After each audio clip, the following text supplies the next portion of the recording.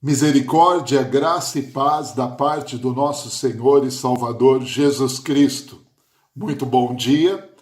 Gostaria de compartilhar com vocês de uma porção da palavra do Senhor que se encontra em Gênesis capítulo 45, versículo 4 e 5, que diz assim: Disse José a seus irmãos: Agora achegai-vos a mim. E chegaram-se então, e ele disse: Eu sou José, vosso irmão, a quem vendestes para o Egito. Agora, pois, não vos entristeçais, nem vos irriteis contra vós mesmos, por me haver vendido para cá. Porque, para a conservação da vida, Deus me enviou diante de vós. Um rápido panorama do que está acontecendo aqui. Você já deve ter visto ou lido a história de José do Egito. Até filmes foram feitos sobre este relato bíblico. Pois bem, por uma questão de ciúmes, os irmãos de José agiram de uma forma leviana e precipitadamente, lançando mão de José, que era o filho mais novo, o caçula. O texto bíblico em Gênesis vai dizer o filho mais amado, ou seja, o filho mimado de Jacó. Pegaram a José, jogaram, depois de bater nele, jogaram ele num poço, depois pegaram ele do poço, para não matá-lo, venderam a uma caravana, e aí começou todo um processo na vida do menino José, do jovem José, que possivelmente na época estava com seus 23, 24 anos de idade. Começou todo um princípio na vida de José. E esse propósito de ser vendido pelos seus irmãos até este momento em que José já não é mais escravo, mas agora José é governador do Egito. José é aquele que está abaixo de Faraó, o único que estava abaixo de Faraó no comando da poderosa nação do Egito. Por quê? Porque nesse período, neste caminhar, José foi trabalhado por Deus, e José passou por várias fases na sua vida de quebrantamento e de ensinamento. José foi acusado de coisas que não cometeu, e uma das coisas que ele foi acusado foi pela esposa de Potifar, que o acusou de tentativa de estupro. Ela disse que José tentou forçá-la a um ato sexual. Isso era mentira, pois José temia ao Senhor, e ele mesmo relatou à esposa de Potifar que jamais colocaria sua mão sobre ela, embora ela queresse isso. Ele jamais faria isso em honra ao seu senhor Potifar, mas principalmente porque ele temia o Deus Todo-Poderoso, Criador e Sustentador de todas as coisas. Ele era fiel a Deus, ele não iria adulterar. E ela mentiu para o seu marido, e ele foi parar no cárcere. E no cárcere ele conheceu duas pessoas que eram da corte de Faraó, um era o padeiro e o outro o copeiro.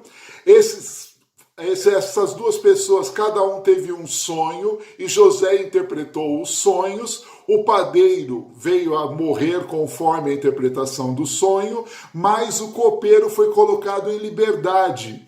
E conforme havia prometido a José, alguns anos depois lembrou-se da promessa de falar bem de José às autoridades do Egito, falar do livramento que Deus dera na sua vida através da vida de José. E o copeiro lembrou-se disso e falou a Faraó no momento que Faraó teve um sonho, que ele viu 7 vacas magras, saindo das águas do rio e sendo 7 vacas gordas pastando nas margens do rio, 7 vacas magras saindo do rio, engolindo as 7 vacas gordas. E depois ele viu 7 espigas de milho esplendorosas, grandes, bonitas, e surgiram 7 espigas de milho raquíticas e destruíram, engoliram as 7 espigas vistosas. E aí Faraó queria saber a interpretação do sonho e ninguém conseguia dar a interpretação. E aí o copeiro lembrou-se de José, falou para o Faraó e Faraó mandou buscar José. José deu a interpretação de que seriam 7 anos de fartura no Egito, mas depois viriam 7 anos de uma grande seca e de muita fome, não somente na região do Egito, mas de toda a terra. E aí José deu uma sugestão a Faraó, e Faraó ficou admirado com a sugestão de José e colocou José como responsável para tocar aquela obra em frente, para fazer um estoque, para fazer algo que evitasse a fome no Egito e em outras partes do mundo. E com isso José se tornou grande, se tornou forte, se tornou o segundo em comando do Egito.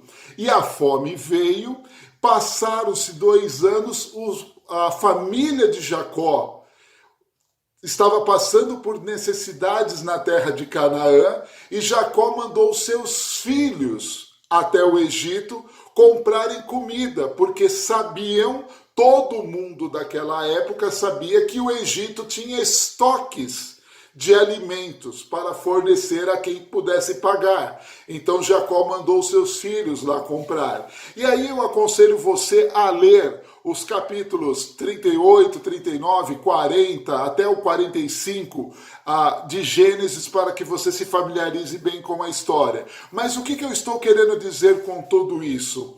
Entre o fato de José ser vendido pelos seus irmãos até assumir o posto de governador do Egito, o segundo em comando, 13 anos se passaram.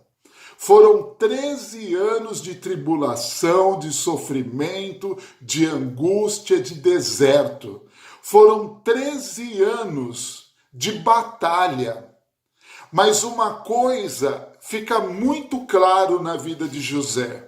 José nunca perdeu a fé no Deus que ele ouviu falar. Ele aprendeu desde a pequenidade, através do seu pai, o que Deus havia feito até aquele momento. E José cria e creu em Deus durante os 13 anos de tribulação que ele passou. José não blasfemou contra o Senhor durante esses 13 anos, muito pelo contrário. José ficou em silêncio, vendo todo o agir e o mover e entender que Deus estava no controle de todas as coisas e que ao seu tempo Deus se manifestaria para livrá-lo ou não. Ele não sabia o que ia acontecer, mas ele confiava no seu Deus e ele sabia que se ele morresse na confiança do seu Deus, ele seria salvo. Então ele estava com a sua vida colocada totalmente na dependência de Deus.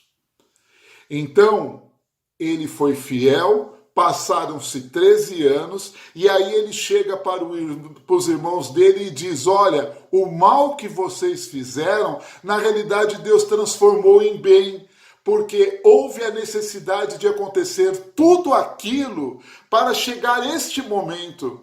O momento de eu ser usado como instrumento de Deus para dar vida a não somente o Egito, mas a todos os povos ao redor, porque a fome chegou para todos e Deus queria salvar a todos. E para Deus salvar a todos precisou acontecer tudo o que aconteceu, e eu estou aqui para dizer a vocês: eu perdoo vocês, porque não foram vocês que fizeram isso. Deus permitiu todas estas coisas para me trazer neste momento, para dar libertação a vocês e a toda a humanidade.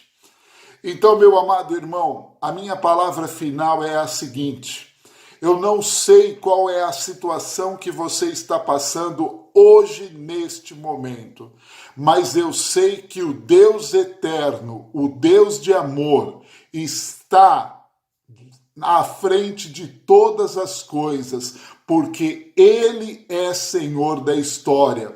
Talvez o seu exterior esteja totalmente bagunçado. Talvez a sua vida esteja num deserto, aonde você está clamando por um gole de água e esse gole de água não vem. O meu conselho para você é: não blasfeme, glorifique a Deus, aguarde em silêncio, se coloque diante de Deus, examine a sua vida, veja o que Deus está querendo trabalhar em você e para que Deus está querendo trabalhar em você. E permita que no tempo certo Deus te use. Porque não há mal que prevaleça, porque Deus é Deus de transformar o mal em bem para salvar a vida do seu servo e de todos aqueles que estão ao seu redor.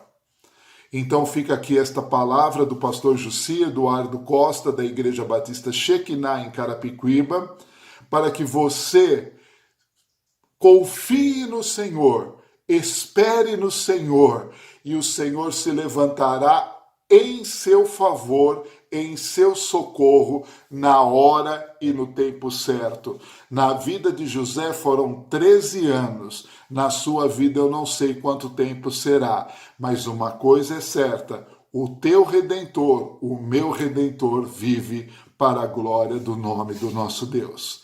Que Deus abençoe o teu dia, que Deus abençoe a tua semana, no nome santo do Senhor Jesus. Amém.